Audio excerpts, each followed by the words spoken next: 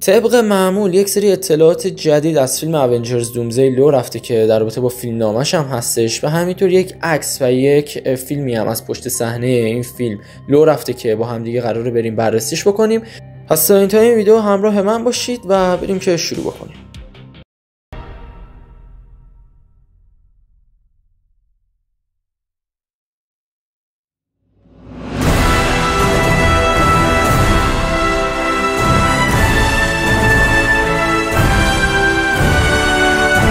سلام و درود دیگه، خیلی خوش اومدید به این ویدیو. امیدوارم هر جا که هستید حال همتون خوب باشه. قبلا براتون یه ویدیو در رابطه با فیلمنامه لو رفته فیلم اونجرز دومزدی درست کرده بودم. یک سری اطلاعات در رابطه‌اش لو رفته بود راجع بهش صحبت، یعنی باز هم یک سری اطلاعات دیگه بیرون اومده.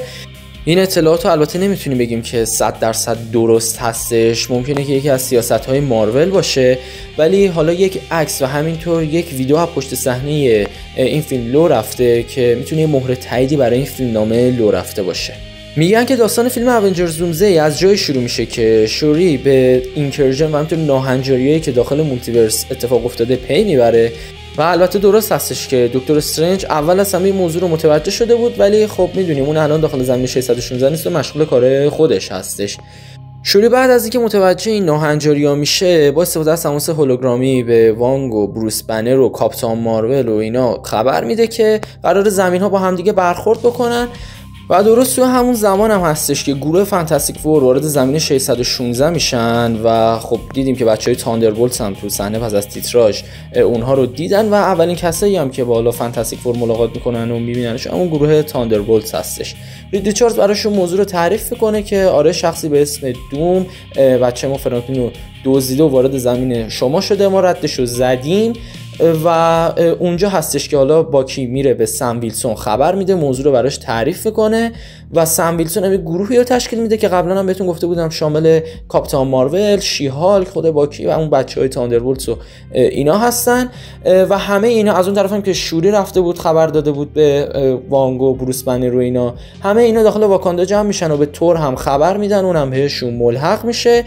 اونجا رید ریچاردز با استفاده از تکنولوژی واکاندا رد فرانکلین رو دوباره میزنه و متوجه میشه که اصلا داخل یه دنیای موازی دیگه هستن، دوم و فرانکلین، همون دنیا و زمین جهش یافته ها. و همینطور شوری هم متوجه این موضوع میشه که یه نفر از زمین 616 که همون مونیکا هم هستش داخل زمین جهش یافته ها هست و اونجا هستش که با استفاده از یک سفینه که حالا میگن کاپیتان مارول هم انگاری اونو درست کرده میرن که وارد زمین مردان ایکس بشن. خلاصه که این گروه به رهبری سم ویلسون شروع به حرکت به سمت زمین جهش یافته ها میکنن. آقا الان که داشتم این ویدیو رو ادیت میزدم یه دو تا خبر دیگه منتشر شد. اولش این هستش که رید ریچاردز رهبری گروه اونجرز رو بر عهده میگیره. درسته کاپیتان آمریکا اعضای گروه دور هم جمع میکنه، ولی مثل فانتاستیک همون رید ریچاردز رهبری میکنه گروه هم داخل اونجرز دومزدی و هم داخل سیکرت وارز. و دومین خبرم در رابطه با ساموئل جکسون هستش که در نقش نیک فیوری در اونجرز دومزدی برمیگرده و ما قراره اونو ببینیمش.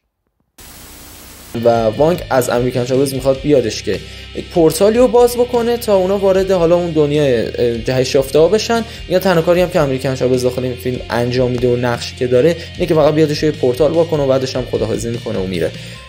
البته اینو بهتون بگم که همه اعضای گروه وارد زمین جهش یافته ها نمیشن. یک سریشون مثل وانگ و بعضی از بچهای تاندربولتس داخل زمین میمونن و ما بقیه حرکت میکنن به سمت زمین جهش یافته ها. این گروهی که الان براتون گفتم 3 تا هدف دارن: پس گرفتن فرانکلین، نجات مونیکا و همینطور جلوگیری از برخورد زمین ها. حالا علت برخورد این زمین ها هم همون ناهنجاری ها هستن، مثلا مثل حضور مونیکا داخل زمین جهش یافته ها و یا حتی حضور خود گروه فانتاستیک فور داخل زمین 616. خود این باز یک ناهنجاری دیگه است. و همینطور اتفاقاتی که ما داخل فیلم نووی هوم داشتیم، حضور توبی و اندرو داخل زمین 616، همه اینا باعث برخورد زمین ها و همینطور نابودی مولتیورس میشن. و اینکه گفتم این عکس و فیلمی که از پشت صحنه این فیلم لو رفته میتونه یک مهر تایید باشه برای این فیلم نامه لو رفته. اگر به این شات لو رفته دقت بکنیم ما بن رو میبینیم و همینطور اون فالکون جدید و یو اس ایجنت که اون محیطی که داخلش قرار دارن خیلی شبیه به سفینه هستش. میتونه همون سفینه‌ای باشه که اینا دارن به سمت زمین جهش یافته حرکت میکنن. حالا اینکه چرا دکتر دوم زمین جهش یافته‌ها رو انتخاب کرده و با فرانکلین به اونجا فرار کرده، علتش این هستش که میخواد یک درگیری با حالا مردان ایکس ایجاد بکنه و از اون سنتینلا میاد استفاده میکنه که مردان ایکس رو شکست بده و بعد از ورود سم ویلسون و گروهش به زمین جهش یافته‌ها یک اونجرز وی اس ایکس من قراره داشته باشیم و از این درگیری دوم میادش رو استفاده میکنه. وقتی که اینا حالا سرشون شلوغ و درگیر مبارزه کردن با همدیگه هستن، دکتر دوم به همراه اسکارلت ویچ و احتمالاً دکتر استرنج به TVA و لوکی حمله میکنن. تو ویدیوهای قبلی بهتون گفتم که اسکارلت ویچ و دکتر دوم حالا میادش با استفاده از قدرت‌های فرانکلین اونو زنده میکنه، یعنی ما احتمال زیاد شاهد برگشت اسکارلت ویچ خواهیم بود. و حالا اینکه چرا دکتر استرنج داره با دوم همکاری میکنه، هدفشون یکسان هستش، میخوان که مولتیورس رو نجات بدن. دکتر دوم خب هدفش نجات مولتیورس هست، میخواد نذاره مولتیورس از بین بره، اصلا فرانکلین رو برای همین کارا دزدید که بخواد مولتیورس رو حالا نجات بده و همینطور اسکارلت ویچ رو زنده بکنه. پس هدف دکتر استرنج و دکتر دوم، دوتا دکترها هدفشون یکسان هستش و همینطور مدتی پیش بودش که یک سری حالا آرتورک ها، یک سری شات ها منتشر شده بود که ما اون دوم رو بعد از که تبدیل به گاد دوم شده بود و تخت پادشاهی میدیدیم که دکتر استرنج هم کنارش وایساده. بعد از درگیریایی که ایکس من ها و اونجرز با هم دیگه دارن، متوجه میشن که کلا اصلا راهو دارن اشتباه میرن و هدف کلا یه چیز دیگه است و دوم سرشون کلا گذاشته و داره حمله میکنه به TVA. اونجا هستش که این دوتا گروهی که ما میبینیم یعنی ایکس من ها و اونجرز با هم دیگه متحد میشن و میرن که از TVA و لوکی محافظت کنن. همونطور هم که تو ویدیو قبلم بهتون گفته بودم، قراره که یک درگیری بزرگی داخل TVA ما داشته باشیم و همینطور به ویدیویی که از پشت صحنه این فیلم لو رفته دقت بکنید، قشنگ از محیطش میتونید متوجه بشید که محیط TVA هستش. اون لوگویی که حالا رو زمین هستش اون قشنگ مشخصه TVA هستش اونجا و یک سری از اعضای حالا TVA هم داخل این فیلم ممکنه که به ما نشون بدن، مثل موبیوس و اینا. داخل این فیلم گفته بودن که ما قراره 3 تا گروه اصلی داشته باشیم که حالا هدفهای جداگونه و مختلفی هم دارن، ولی حالا کوین الان اومده گفته که نه، 5 تا گروه قراره داشته باشیم و این 5 تا گروه خب میدونیم که مردان ایکس و اونجرز قراره که با هم دیگه یکی بشن، یعنی مردان ایکس خودشون گروه جدا به حساب نمیان. ممکنه که چون همون لوکی و حالا اون اعضای TVA باشن، یکی دیگه شون هم ممکنه مثلا ددپول و وولورین باشن. ددپول و وولورین هم طبق اطلاعاتی که لیک شده بود گفته بودن که داخل دومزی حضور دارن. البته اون نقش پررنگ و اون کار مهمی هم که میان انجام میدن داخل سیکرت وارز هست، ولی ما اونها رو قراره که داخل دومزی هم ببینیم، حالا به خاطر فروش بیشتر و اینا دارن این کارا رو انجام میدن. هیو جکمن هم که میدونیم طبق مصاحبه‌های اخیری هم که انجام داده بود گفته بود من زمانی دوست دارم داخل این فیلمو بازی کنم که توبی مگوایر هم حضور داشته باشه. پس ممکنه که توبی مگوایر هم داخل دومزی ما ببینیم. توبی و اندو که قطعا داخل سیکرت وارز هستن و نقش مهمی هم اونجا خواهند داشت، ولی داخل دومزی اگر داخل فیلم برند نیو دی نقشی که به سیدی سینک دادن دختر توبی مگوایر باشه، چون نقشش هنوز تایید نشده و دائما این فیلمنامه اسپایدرمن داره عوض میشه، اگر سیدی سینک همچین نقشی داشته باشه پس مطمئنا ما میتونیم توبی مگوایر رو داخل حتی همون انتهای برند نیو دی و دومزی داشته باشیم. یک سری اطلاعات دیگه هم در رابطه با دکتر دوم وجود داره که میگن اون اصلا کلا از اون زمین فانتاستیک فور نمیادش و درست مثل گالاکتوس متوجه این موضوع میشه که داخل زمین فانتاستیک فور یه قدرت زیادی وجود داره که حالا قدرت همون فرانکلین هست و میره سراغ اون قدرت اون رو میدزده دیگه. این دقیقاً اتفاقیه که میگن قراره بیفته. و اما یک سری اطلاعات هم در رابطه با تور وجود داره که خود کریس اومدش و گفتش ما قرار نیستش نیو آزگارد رو داخل دومزی ببینیم و خب این کاملا طبیعی هستش، چون که خب دومزی کاملا فیلم شلوغی هستش و دیگه حالا وقتی نمیمونه که بخوام بیان دیگه این چیزا رو هم نشون بدن، حالا نیو آزگارد هم بیان بهمون نشون بدن.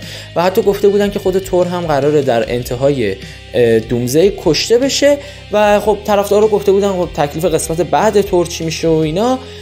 یک سری اطلاعاتی هم حالا لیک شد و اومدن گفتن که لوکی اونو برمیگردونه و زندش میکنه و ببینیم که چه اتفاقی میفته.